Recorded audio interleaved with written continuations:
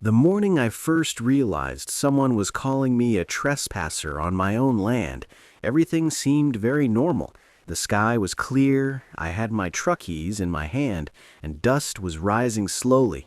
I was just standing there. I hadn't even turned off the engine yet, because my head couldn't understand it.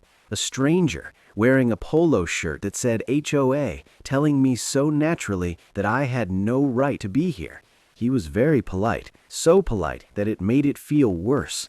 "Sir, if you don't live in the community, I'm going to have to ask you to turn around." There was no hesitation in his voice, no questions. He knew what he was saying, and he was sure his word was the final word. I looked at his eyes, then over his shoulder. What I saw inside the gate wasn't a small project. Rows of houses, similar roofs, perfect lawns, quiet streets, playgrounds, and a named lake. Hundreds of people wake up here every day, make coffee, and go to work. Not one of them knows that they don't own the land they are standing on. I told him my name. He listened, but his eyes didn't change. I said, "I am the heir to this land." The look on his face wasn't fear or anger, it was pity. It was like looking at someone who just found out bad news way too late. "I am sorry," he said. "This land was developed many years ago." In that moment, I felt something cold inside me, because I realized this isn't a misunderstanding, it is a system, and I entered this system too late. I looked past the gate, street signs, mailboxes, porch lights turning off in the morning. A whole neighborhood was waking up, and I was standing there as an outsider, on land my family bought at a time when there was nothing here. My family never bragged about land. To us, land wasn't money or an investment. It was something steady. Grandpa bought this land after the war, when no one wanted to look at trees and rocky hills. He worked slowly. He left some parts alone on purpose. He used to say, "If you take everything for yourself, the land cannot breathe." I came here as a child. I walked barefoot. I touched the trees. Back then, there was no gate, no signs, no permission needed, because it was ours. Then, life changed. My parents died when I was very young. Probate court, papers, trusts. These words were not part of my life then. The state said the land was safe until I could claim it. I believed them. We all believe it when they say everything is fine. I grew up, lived elsewhere, paid rent, and worked. The land slowly became a story. Our family used to own many acres, past tense, safe tense. I never imagined that during that time, someone else was deciding to use my absence as an opportunity. Standing at the gate that day, I first realized my inheritance didn't just sit there, it was used. Houses were built on it, rules were made for it, and now those rules were being used to push me out. 2 days later, the email from the HOA arrived. Very polite language, very neutral subject line, clarifying conversation, as if we were fixing a small misunderstanding. The meeting was in the house that you can see from far away, on top of the hill, looking over the whole neighborhood. You could tell immediately, power lives here. The HOA president opened the door, firm handshake, perfect smile, and eye contact made on purpose. As soon as we sat down, he spread out maps, files, and colorful diagrams on the table. Everything official, everything ready. He didn't waste time. He said, "Yes, my family once owned the land, but that is history. Progress has happened. The community invested. Families live here. Schools, roads, utilities. Everything was done with proper permission." Then he said it very calmly. "Your inheritance is symbolic." He said it as if I were stupid and he was teaching me reality. I asked just one simple question. "If that is true, why are you talking to me?" His smile got a little stiff. That is where I understood. This meeting wasn't courtesy, it was an offer. He said they could buy me out, fair price, or I could become a non-resident member of the HOA. Limited rights, of course, but it would be good for everyone. He thought I would be scared. He didn't realize I understood right then that he wasn't scared. He was confident, because he believed no court would ever tear down hundreds of homes for one heir who showed up late. I said no. In that moment, the air in the room changed. His smile vanished. His voice became cold. He reminded me of reality, legal costs, time, trouble. He spoke like he had seen this story before and knew how it ends. From there, the letters started. The first one was very polite, anticipated cooperation. The second claimed years of unpaid fees for things I never even used. The third wasn't polite anymore. Failure to comply may result in enforcement. Enforcement. That word changed everything. Because then it became clear this isn't a discussion, it is pressure. It is a game of breaking people with paper. I didn't know then where this story would go, but I knew one thing. The day someone called me a trespasser on my own land, someone made a big mistake. And in this system, if you make a mistake, you have to pay the price. If the HOA officer made a mistake, should he be punished? Comment below and subscribe to our channel. For a few days after returning from the gate, I couldn't understand what I was feeling. There was anger, but I didn't speak it. There was fear, but I didn't admit it. Mostly there was a feeling of unease. It felt like there was another reality hidden underneath the real one, and I had suddenly stepped on it. I felt like I hadn't just come back from a place, but that I had walked into the middle of an old story, one that had been written for years without me knowing. My family never bragged about land. Grandpa used to say that land is the kind of thing that doesn't listen if you shout at it. He bought this land after the war, when people were running to the cities, and this place was full of trees, rocks, and silence. He wasn't rich, but he had patience. He worked slowly. He cleared some parts, but left other parts completely alone. He said, not everything is for humans. Some space needs to remain for the land itself. I used to come here as a child. Back then, there were no street names, no lot numbers. There were just paths, trees, and a silence you don't find in the city. To me, this place didn't seem different, because children assume that what exists will stay forever. I didn't know that time's biggest trick is making people believe that exact mistake. I was very young when my parents died. Words like inheritance were not part of my life then. Courts, probate, trusts, others made those decisions. I was only told that the land was safe. The state was watching it. I would get it when it was time. I didn't ask questions. I was too young then, and later, I didn't see a reason to ask. I grew up. Life started. Rent, jobs, bills, groceries. These things make a person practical, but they also push you away from the past. The land slowly became just a story to me. Sometimes I would tell someone, our family used to own many acres. There was pride in those words, but no responsibility, because I thought that chapter was closed. I didn't know that at that same time, someone else was using that chapter. My absence was an empty space for them, and an empty space means an opportunity. I didn't know anything about the HOA then. Later, when I read their rules, I understood. These aren't just rules, they are the language of power. How to cut the grass, where to put trash cans, when to park cars, what color the house paint should be. These are all small tools of control. They are written in a way that none of them seem big, but together they build an invisible wall around you. This HOA didn't just make rules, they created a reality, an idea that this land is theirs and they have the final authority here. People believed it because it was written on paper, because there was a gate, because there were uniforms, and because no one ever asked, where did this begin? When I sat in the HOA president's house, this structure of power became very clear. The house was high up on purpose.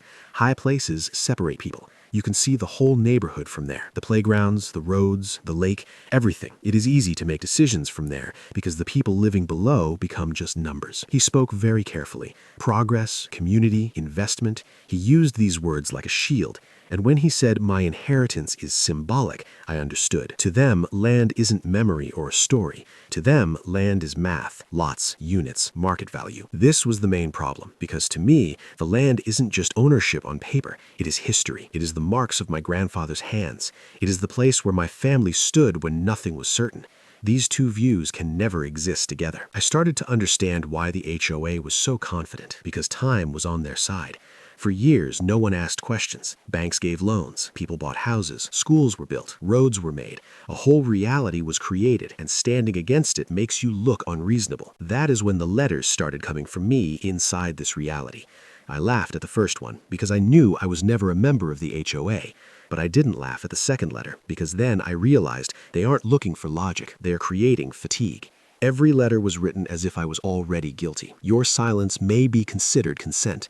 The whole strategy was hidden in that one line. They didn't want to convince me. They wanted to push me to a point where I would just stop. I started thinking, if this land was truly theirs, they wouldn't need this much pressure. They wouldn't need to scare me. So many letters, fees, rules. It was all for one reason, because their position is shaky from the inside.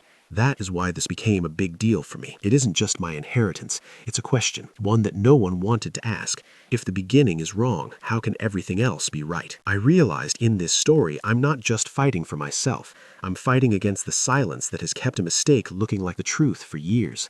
And the more I started to understand this, the clearer it became. It won't stop here, because when power is challenged, it becomes harder in order to save itself. And the HOA was about to do exactly that. I didn't realize exactly when the situation went from bad to terrible, because it didn't happen in one day. It happened slowly and carefully.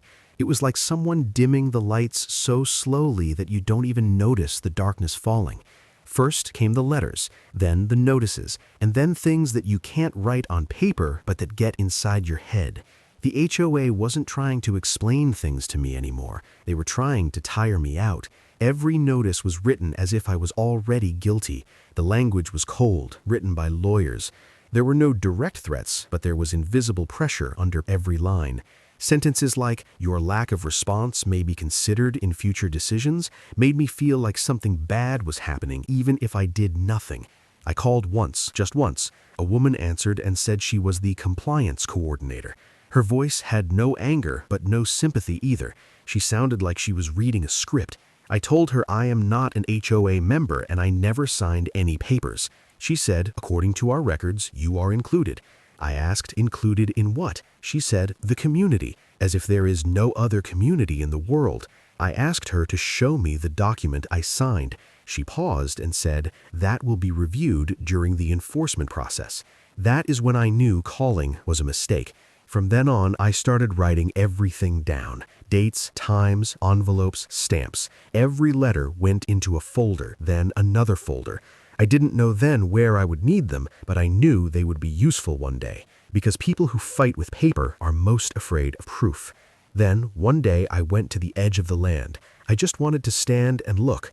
That is when I saw bright orange survey stakes, new, very new. I knew there was nothing there before. I walked and followed the stakes. The further I went, the more I understood. The boundary line was moving. Just a little bit, 1 or 2 feet, but 1 foot is enough to steal land.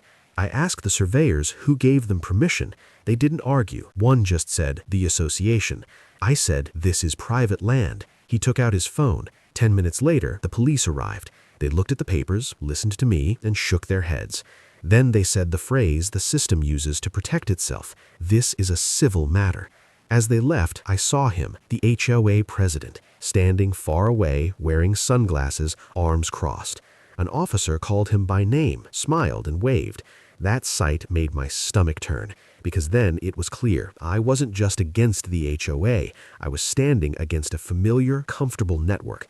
Then things started getting smaller, small enough that you could convince yourself they were coincidences. One morning, my tire wobbled as I drove out of the driveway. I got out and saw a roofing nail, new, clean, placed so it could look like an accident, but I knew it wasn't an accident. A few days later, there was trash by the fence line. Not a lot, just enough that you can't complain, but you have to clean it. I cleaned it. A week later, it was there again. Then my no trespassing sign disappeared. Later, I found it in the bushes, broken.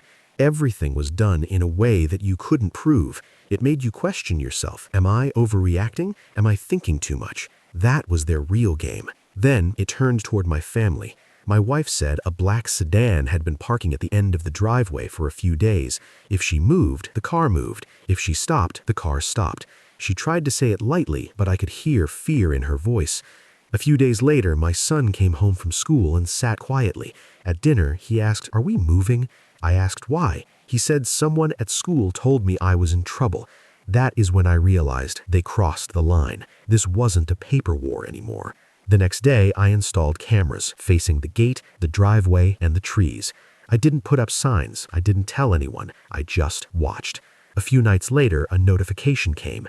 The video showed 2 men in HOA jackets walking along the boundary line, stopping, pointing, talking. They weren't lost. They were inspecting. I called the sheriff's office. I told them everything. The answer was the same. It is hard to prove. I put the phone down because it was clear. They wanted me to break, to sell, to sign, to go silent. But the day this reached my son's school, they made a mistake. A man can handle pressure on himself, but when family gets involved, the calculation changes. That night, I decided I am not playing defense anymore. I walked around the land. I took photos, old marks on trees, signs on rocks that my grandfather left. I wasn't just wandering anymore. I was building evidence. That night, I sat with my family. I didn't tell them everything, but I told them enough. My wife held my hand. She said, "Do what you have to do." That was enough. The next morning, I made 3 phone calls. One to a land attorney, one to a forensic surveyor who works with old records, and one to a private investigator. I put the phone down and took a deep breath, because then I understood this isn't a story about breaking rules anymore. It is a story about theft. And in a story about theft, the one who stays silent always loses. After that night, I couldn't sleep properly. Whenever I closed my eyes, I saw the gate, the uniform, and heard that calm word, trespassing. The word kept spinning in my head like a whisper I couldn't stop. I realized this wasn't just anger or fear, it was an insult. They were trying to erase me, not just from my land, but from my history. I didn't make any big decisions yet. I didn't think about revenge. I just sat quietly and started calculating. I knew I couldn't win this fight with emotion. They use emotion to break people. I wasn't going to let that happen. The first attorney I spoke to didn't say much. He listened to my whole story without stopping me. At the end, he asked, "Do you have the original documents for the land?" I said, "Yes, but they are old." He nodded and said, "Old doesn't mean weak. Sometimes old means strong." That sentence stuck in my head. The forensic surveyor was a different kind of person. He doesn't work on new subdivisions. He works with old papers, hand-drawn maps, and dusty records. He walked very slowly on the land. It seemed like he was listening, not just measuring. He looked at marks on trees, the position of rocks, and the slope of the ground. Then he said, "This land hasn't been divided recently. These are old boundaries." For the first time, I felt like someone was seeing the truth. The private investigator wasn't like a character from a movie. He was quiet and calm. He asked few questions and listened a lot. He just said, "The people you are fighting didn't become strong in one day. It took time, and things that take time to build take time to break." There was no threat in his voice, but there was a warning. After talking to these 3 people, I understood something. This wasn't just a reaction anymore. It was a plan. I wasn't just defending myself. I was moving forward. I went back to the land. This time, I wasn't alone. The surveyor was with me. He set up his tools, measured, and took notes. I stood there feeling that for the first time, someone was working on my land for me. No uniforms, no gates, no need to ask for permission, just the truth. While the survey was happening, people showed up again. Same vests, same confidence. But this time, they didn't speak to us directly. They stood far away and talked on their phones. I knew they were reporting back. I knew they didn't like what we were doing. That evening, I came home to find another letter. It was colder than before, more legal. It said I was obstructing association operations. I put the paper on the table and smiled because I realized they were scared. This was the turning point, because powerful people push the hardest when they realize their story isn't the only story anymore. For the next few days, I didn't answer the phone. I didn't reply to any letters. I just worked. I scanned documents. I matched old maps. I read my grandfather's handwritten notes that I hadn't paid attention to before. Place names, directions, mentions of specific rocks, everything matched. One night, the surveyor called me. His voice wasn't excited, but it was serious. He said, "You know that their map and your map are not the same, right?" I said I understood. He said, "They moved the boundary, little by little, but it was not an accident." I hung up the phone and sat there for a long time. It was clear now. This wasn't just a mistake. It was planned theft. That night, for the first time, I thought, if I stop now, the story ends here. They will win. And not just them. The system that knows how to silence people will win. The next day, I talked to my family again, more clearly than before. I didn't hide anything. I told it wouldn't be easy, there would be pressure, it might get ugly. My wife never once said, "Stop." She just said, "If you do the right thing, you will end up in the right place." That meant everything to me. Then I thought about going to court for the first time. I was scared inside. Court means time, money, and uncertainty. But I realized if I didn't go to court, they would use the fear of court to control me. The attorney said, "We won't defend first, we will prove first." That was the whole strategy. We wouldn't make a scene, we would just put the truth on the table. I felt then that this story wasn't just mine anymore, it was something bigger. If they could do this here, they have done it in other places too, and they will do it again. I walked on the land again that night, alone in the dark. There was wind and the sound of trees. I remembered my grandfather. He used to say that land doesn't like to be rushed. I realized I wasn't rushing. I was standing my ground at exactly the right time. This was the moment of no return. I wasn't asking myself if I was right anymore. I knew I was standing in the right place. And when you're standing in the right place, there was only one question left. Who will make the next move? I knew that the day the truth stood against them would not come suddenly. It would come slowly, but once it arrived, it could not be stopped. That is exactly what happened. The forensic surveyor called me on an afternoon when I was telling myself nothing would happen.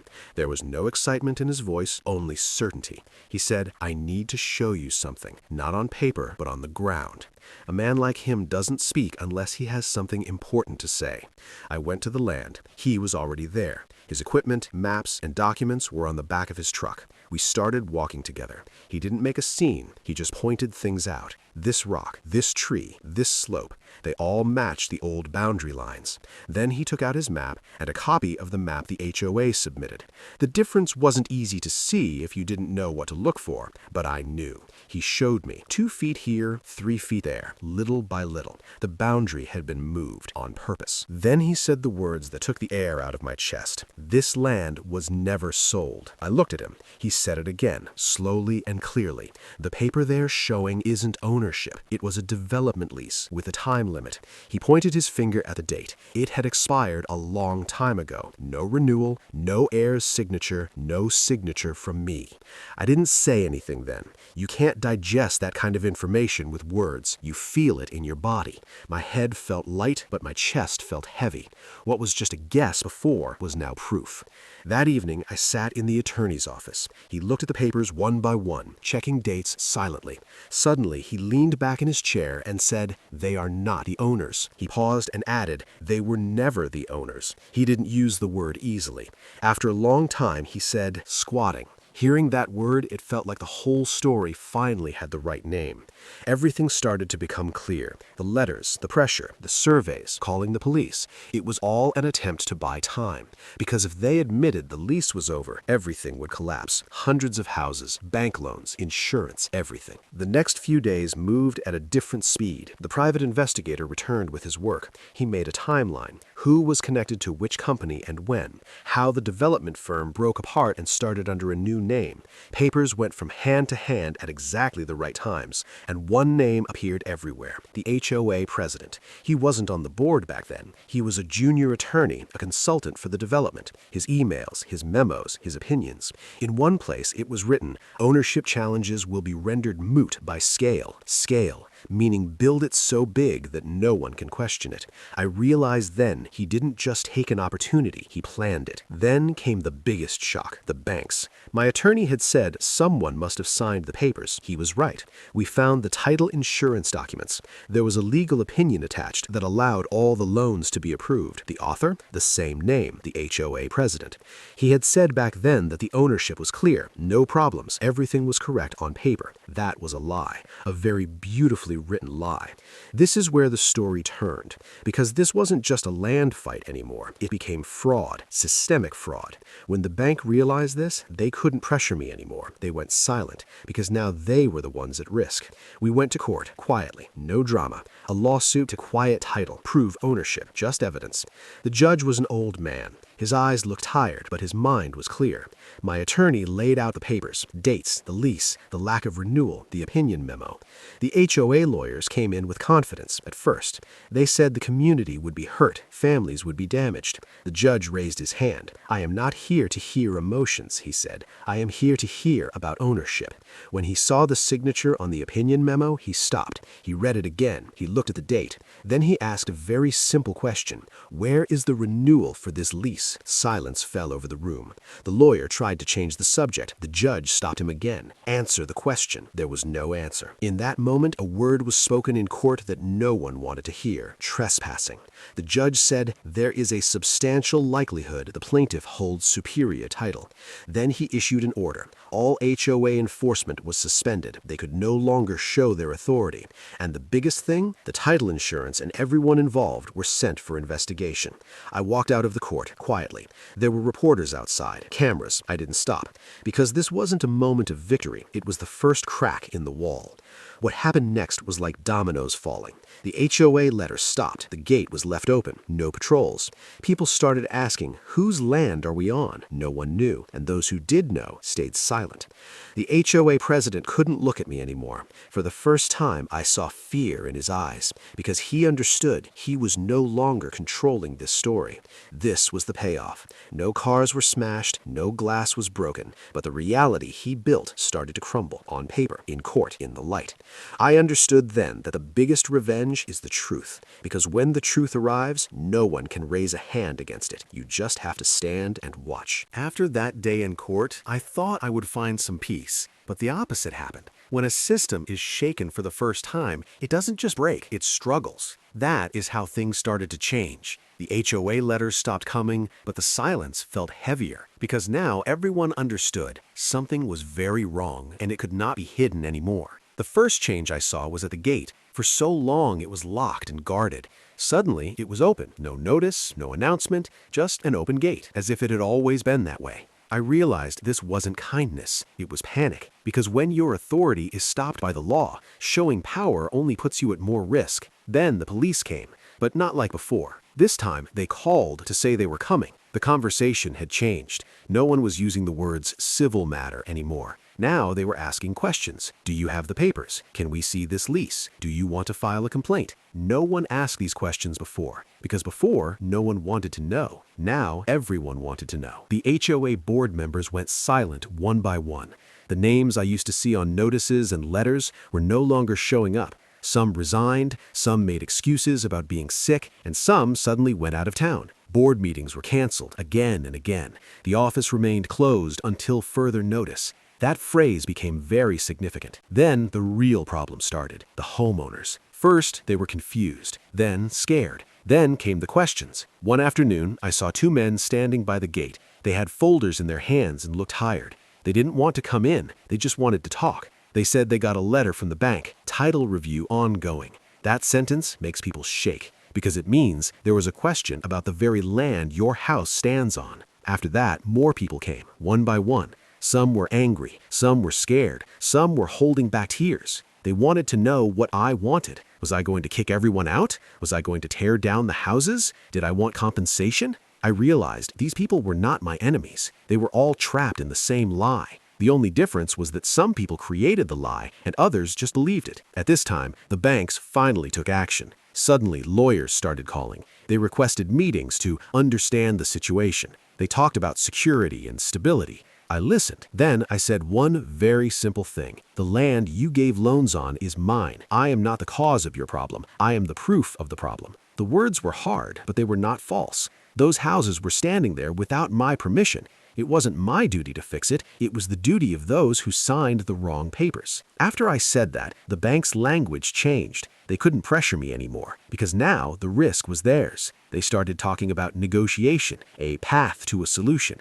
I realized this is leverage, not by shouting, not by threatening, just by placing the truth on the table. The HOA president still hadn't appeared, but his name was everywhere. Old emails, memos, signatures, investigations had started. First from title insurance, then at the state level. No one said it officially, but everyone knew this wasn't just a civil case anymore. It was turning into fraud. One morning, my attorney called. He said, the sheriff's office has reached out. I was silent for a moment, because for so long the police meant being ignored. Now they were coming to me. I went to the office. They asked questions very calmly. They looked at the papers. They matched the timeline. Then they said, we are opening a formal investigation against certain individuals. They didn't say the names. They didn't need to. I knew who they were talking about. During this time, the dirt from inside the HOA started coming out. Former employees started talking. One said, we were told to stay quiet if questions about boundaries came up. Another said, if anyone showed legal papers, we were told to send it up.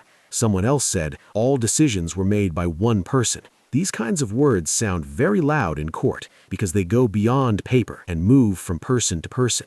Meanwhile, tension was rising inside the community. Some blamed the HOA, some blamed me. Some said we didn't know. Others said some people always knew. The neighborhood was dividing, and this division was the hardest part. Because here I am winning. But not everyone is happy. That is how consequences work in real life. Then, one night, the phone rang. Unknown number. I picked it up. It was him, the HOA president. His voice had changed. The old confidence was gone. He said, "Can we talk?" I said, "Through my lawyer." He paused, then said, "It didn't need to go this far." Hearing that line, I realized he still thinks this is a negotiation. I said calmly, "I didn't start this." Then I hung up the phone. The next day, the news came. A formal investigation had started against him. Title fraud, false certification, conflict of interest. He is no longer the HOA president. The board removed him to save themselves, but it was too late, because once paper comes into the light, it doesn't go back into the dark. The police came again during this time, but this time they wrote a report. They took photos, they took statements, the survey stakes that were moved, the work forced onto the land, everything was documented. What used to be a civil matter was now an ongoing investigation. One evening, I was standing by the edge of the land. The sun was setting, lights were coming on in the houses far away. Same place, same view, but the air had changed. Because now, no one can call me a trespasser. Now the question is the opposite. Who has the right to be here and who does not? I understood then, consequences don't just mean punishment. Consequences mean a wave of truth. Once it rises, it touches everyone, the innocent and the guilty. This wave has now spread through the whole community. Banks, police, courts, families, everyone is in it. And the biggest thing is, the HOA is helpless, because their biggest weapon, fear, has stopped working. People are only afraid when they are alone. Now, no one is alone. Everyone knows where the mistake was. I knew this wasn't the end. There is more to come, but this part was important, because this is where for the first time, the system started to pay the price for its own actions. When the fight comes to an end, you can't understand it with words anymore. There is no drama, no screaming. There is only silence. And inside that silence, the truth settles in slowly, a truth that cannot be moved. That is exactly what was happening to me. The pressure, fear, and restlessness that were everywhere suddenly stopped. It was like someone turned off a big machine, and now everyone is waiting. What happens next? The HOA is basically broken. The board has collapsed. No one wants to take responsibility. The people who used to make rules to control others are now running after lawyers themselves. But the biggest change is outside the courtroom, in real life. People are not getting letters anymore. No one in uniform is standing at the gate. No one is posting notices.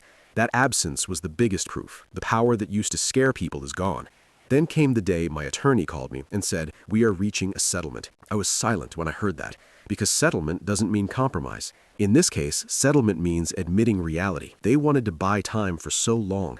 Now time has run out. There were no arguments in court anymore, just reading of papers. Lease dates, lack of renewal, false title clearance, conflict of interest, everything is now on record. The judge was calm like before, but his questions were more direct. He wasn't talking about possibilities anymore. He was talking about facts. And you can't argue with facts. When the final order came, it was written very briefly, no drama, just clear language. The land ownership is mine, the HOA has no legal authority, all previous enforcement is illegal, and most importantly, separate actions will be taken against those who knowingly gave false information. I sat with the paper in my hand for a long time. There was no cheering, no celebration of victory, because this wasn't winning a game, it was a mistake being fixed. Very late, after a lot of damage, but fixed. What came next was the most unexpected part, the people. One by one, homeowners came to talk to me, some alone, some with families, some in fear, some in shame, some with anger. They wanted to know what would happen now. Will they keep their homes? Will their lives fall apart? They didn't do anything wrong, they just believed. I realized then my victory isn't just on paper. I have a decision standing in front of me. I could use the law to corner everyone. I could say, "This land is mine, you all leave." The law gave me that power. But power and justice are not the same thing. I talked a lot with my attorney. I talked to economists. I talked to planners. Because I understood if I behave like the HOA, only the character changes, not the story.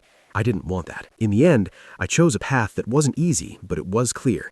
I kept the land ownership, but I gave people the right to stay legally and transparently. No HOA, no fines, no unreasonable rules, just a long-term ground lease. Specific terms, specific time, specific rent.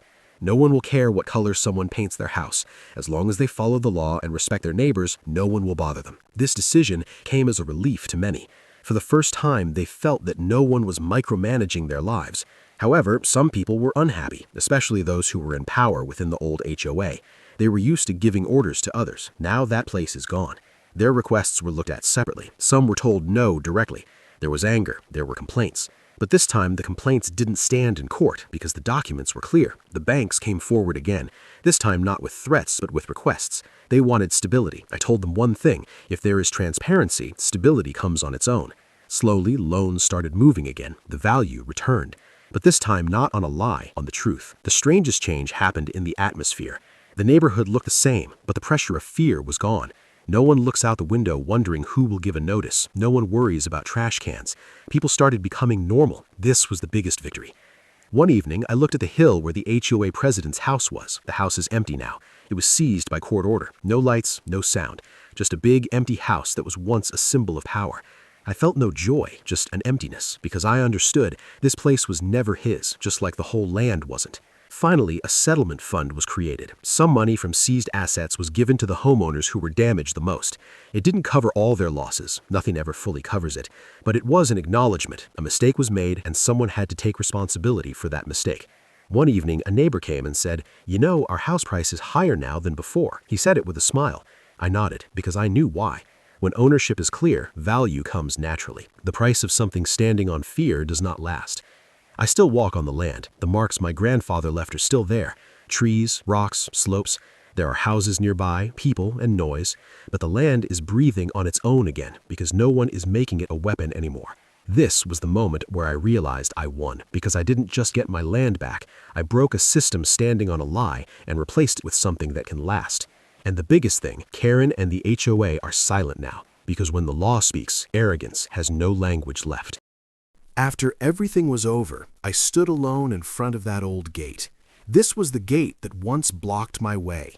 This was where a man in a uniform very politely told me that I did not belong here. Now that gate is open. There is no lock, there is no guard, there is no sign telling people who can enter and who cannot. The wind blows through slowly, just like it used to, back when this land had no name, no committee, and no show of power. I walked slowly. The trees by the road are still there. Not new, not old. Somewhere in the middle, just like this story. I looked at the houses in the distance. The lights were on. Somewhere there was the sound of a TV. Somewhere else children were laughing. These people were never my enemies. They were just people trapped inside the same lie. The only difference is I was able to stand up to the source of that lie, and they could not. During this whole time, I learned one thing. Power is most dangerous when it is very quiet, when it doesn't scream or raise a hand, but just hands you a paper and says, "This is the rule." The HOA did exactly that. They never acted like villains. They made themselves look normal, official, and essential. And that is where people usually make a mistake, because we believe that if something sounds like a rule, it must be right.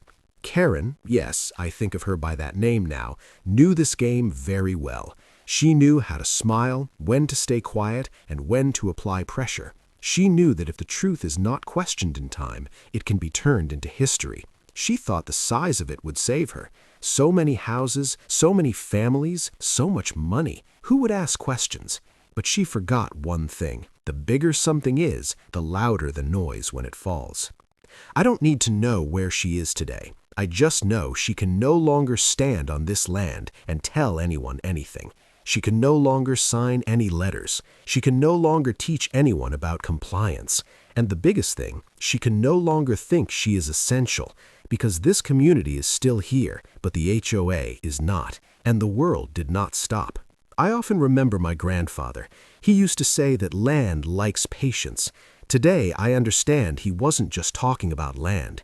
He understood people too, because this fight cannot be won in one day. It cannot be won by screaming. It is won by waiting, gathering documents, and speaking at the right moment. Do you know what the funniest part is? Now when I walk down this road, no one stops me. No one asks questions. No one says, "Who are you?" Because the answer is now clear. And when the answer is clear, arrogance goes silent. Karen doesn't even look at my house when she sees the road now. Her new strategy is staying silent. And sometimes silence is the biggest confession. If you like this kind of HOA story, don't forget to like. And if you have a friend who likes HOA stories, share it with them. And definitely subscribe, because stories are told here where the truth wins in the end.